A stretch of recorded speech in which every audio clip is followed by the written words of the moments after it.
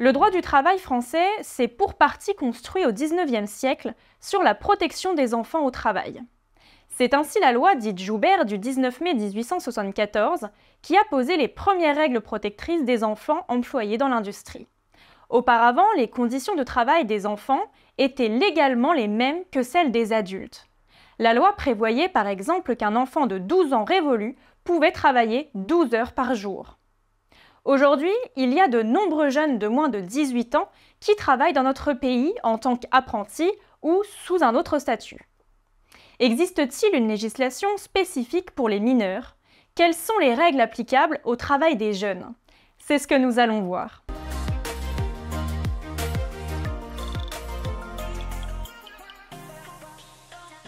Bonjour, c'est Honorine. Aujourd'hui, je vais vous présenter les règles applicables au travail des jeunes, un épisode d'une série consacrée au droit du travail. Je vous propose d'étudier le droit du travail applicable aux mineurs sous 3 angles principaux.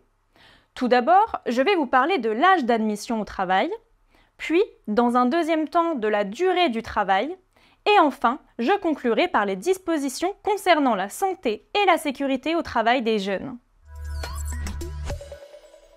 Débutons donc par les dispositions qui encadrent l'âge d'admission au travail. En France, il est possible de travailler dès l'âge de 16 ans, quel que soit le type de contrat, CDI, CDD ou contrat de travail temporaire. Tout mineur doit y être autorisé par son représentant légal, sauf s'il est émancipé. Toutefois, dans certains secteurs, il est possible de commencer à travailler avant 16 ans. Avant 14 ans, un enfant ou un adolescent peut travailler uniquement dans 3 cas. Tout d'abord, dans une entreprise de spectacle, de cinéma, de radio, de télévision ou d'enregistrement sonore. Ensuite, en tant que mannequin. Et enfin, dans une entreprise ayant pour objet la participation à des compétitions de jeux vidéo. Dans ces 3 cas, le représentant légal doit effectuer une demande d'autorisation administrative auprès de l'inspection du travail. Un mineur âgé de 14 ou 15 ans peut ensuite travailler pendant les vacances scolaires dans certaines conditions. Les vacances doivent tout d'abord durer au moins 14 jours, à l'exception du secteur agricole où le travail est possible, même si les vacances ne durent que 7 jours. Ensuite, le jeune ne doit pas travailler plus de la moitié de la durée totale des vacances. Il doit enfin être affecté à des travaux légers, sans risque pour sa sécurité, sa santé ou son développement. Pour ce faire, 15 jours avant l'embauche, l'employeur doit demander une autorisation à l'inspecteur du travail. La demande doit indiquer 3 choses. La durée du travail, la nature de la tâche et les conditions de travail, et enfin les horaires et la rémunération. La demande de l'employeur est bien entendu accompagnée de l'accord écrit du représentant légal du jeune. L'autorisation de l'inspecteur du travail peut être retirée à tout moment s'il est constaté que le jeune est occupé dans des conditions non conformes à celles formulées dans la demande et plus généralement lorsqu'il s'agit de conditions contraires à la réglementation du travail. Il existe des règles spécifiques qui encadrent le contrat d'apprentissage et qui ont trait à sa conclusion, à ses conditions de rupture et à la rémunération. Je ne vais pas les présenter dans cet épisode, notons simplement qu'un mineur de 15 ans peut s'inscrire en apprentissage s'il a terminé la classe de 3e, sinon il doit attendre d'avoir 16 ans. Examinons à présent les règles relatives à la durée du travail. Un mineur ne doit pas travailler plus de 35 heures par semaine, ni plus de 7 heures par jour. Le salarié âgé de 16 ou 17 ans ne doit pas travailler plus de 4h30 de manière ininterrompue. Il doit ensuite bénéficier d'un temps de pause de 30 minutes consécutives minimum. Le repos entre 2 journées de travail est pour les mineurs d'au minimum 12 heures consécutives. Le jeune travailleur doit bénéficier d'un repos hebdomadaire de 2 jours consécutifs. Des dérogations au repos hebdomadaire peuvent toutefois être prévues par des dispositions conventionnelles. En cas de dérogation, la période minimale de repos est en tout état de cause de 36 heures consécutives. Les mineurs ne peuvent en principe pas travailler les jours fériés, mais des dérogations sont prévues dans certains secteurs comme l'hôtellerie et la restauration, les boulangeries et les pâtisseries, et les autres métiers de bouche, les magasins de vente de fleurs, mais aussi les spectacles. Signalons que lorsque l'organisation collective du travail le justifie, il peut être dérogé à la durée hebdomadaire de 35 heures. dans la limite de 5 heures par semaine. Il en est de même pour la durée quotidienne de travail de 8 heures, dans la limite de 2 heures par jour. Dans ce cas, l'accord de l'inspecteur du travail et l'avis conforme du médecin du travail sont obligatoires. Ces dérogations sont applicables pour les activités réalisées sur les chantiers de bâtiments ou de travaux publics et pour les activités de création, d'aménagement et d'entretien d'espaces paysagers. Je vous propose maintenant un zoom sur le travail de nuit des jeunes. Le travail de nuit est interdit pour les jeunes de moins de 18 ans, y compris pour les apprentis. Pour les jeunes de moins de 16 ans, l'interdiction s'applique entre 20 h le soir et 6 h le matin. Pour les jeunes de 16 à 18 ans, elle s'applique à partir de 22 h. À titre exceptionnel, des dérogations au principe d'interdiction du travail de nuit peuvent être accordées par l'inspecteur du travail pour certains établissements commerciaux et pour ceux du spectacle.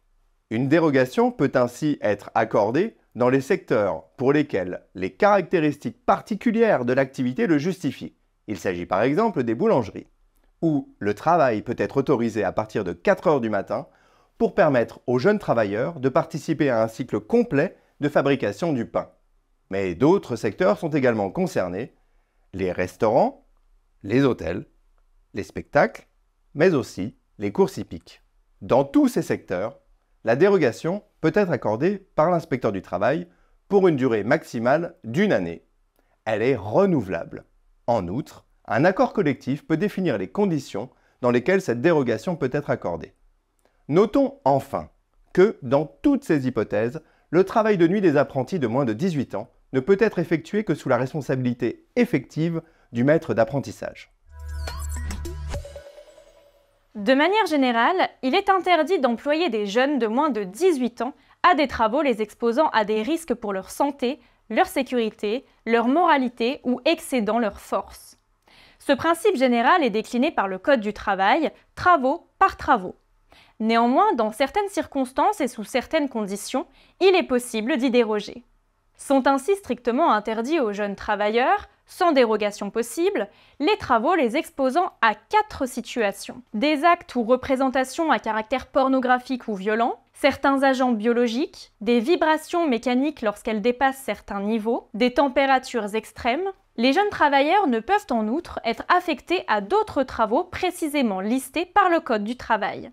Parmi ceux-ci, on peut citer des travaux de démolition comportant des risques d'effondrement ou d'ensevelissement, des travaux exposant un risque électrique, des travaux en hauteur dans les arbres. Ces travaux strictement interdits aux jeunes travailleurs ne peuvent donc faire l'objet d'aucune dérogation. Il existe par ailleurs des travaux dangereux qui sont donc par principe interdits, mais qui peuvent faire l'objet d'une dérogation. Ces travaux sont dits réglementés. Je ne vais pas les lister tous, ils sont nombreux, mais je vais vous en donner 2 exemples. Ainsi, l'interdiction de principe de laisser un jeune conduire les engins de levage, dont on sait qu'ils sont à l'origine de nombreux accidents graves, peut faire l'objet d'une dérogation. Il en est de même pour les opérations dans les puits, les conduites de gaz et les égouts. Les travaux réglementés concernent 2 catégories de jeunes travailleurs. Il y a donc 2 types de dérogations. Tout d'abord, les dérogations collectives temporaires pour les jeunes en formation professionnelle. Ensuite, les dérogations individuelles permanentes pour certains jeunes travailleurs déjà titulaires d'un diplôme ou d'un titre professionnel. Intéressons-nous d'abord au premier cas de dérogation.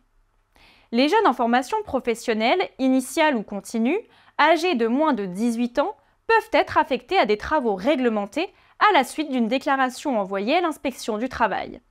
Sont notamment concernés les apprentis et les titulaires d'un contrat de professionnalisation, les stagiaires de la formation professionnelle, les élèves et les étudiants préparant un diplôme professionnel ou technologique.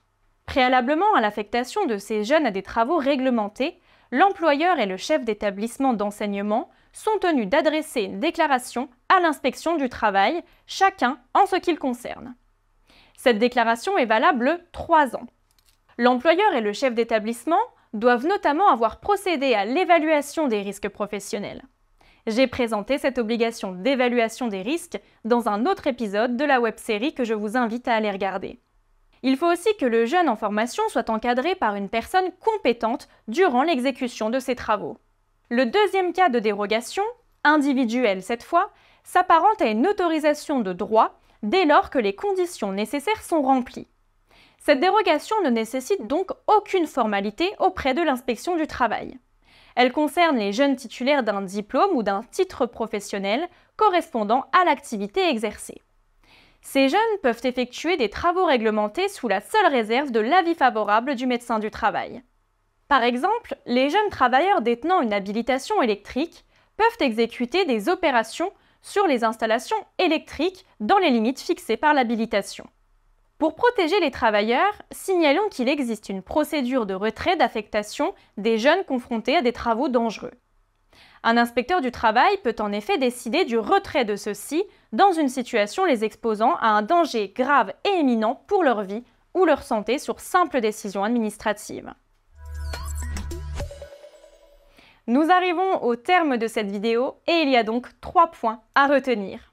Tout d'abord, les jeunes de moins de 18 ans peuvent travailler dans des entreprises avec différents statuts et sous certaines conditions. Ensuite, des dispositions encadrent alors leur durée du travail et le travail de nuit. Enfin, des règles précises existent pour protéger les jeunes mineurs des travaux dangereux pour leur santé ou leur sécurité. Vous avez apprécié ce contenu et la pratique du droit du travail vous intéresse?